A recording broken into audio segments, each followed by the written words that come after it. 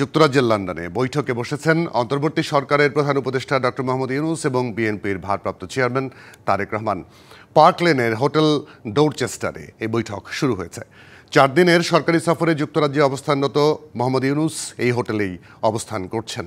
বৈঠক ঘিরে হোটেলের আশেপাশে অবস্থান নিয়েছেন প্রবাসী বাংলাদেশি এবং যুক্তরাজ্য বিএনপির নেতাকর্মীরা।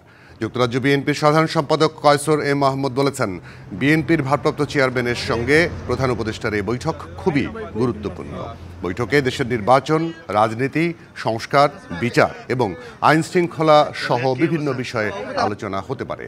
এর আগে প্রধান উপদেষ্টার প্রেস সচিব শফিকুল আলম জানিয়েছেন, দেশের গণতান্ত্রিক রূপান্তরের ক্ষেত্রে এই বৈঠক গুরুত্বপূর্ণ। বৈঠকের পর সংবাদ সম্মেলনে তুলে ধরা হবে বিস্তারিত।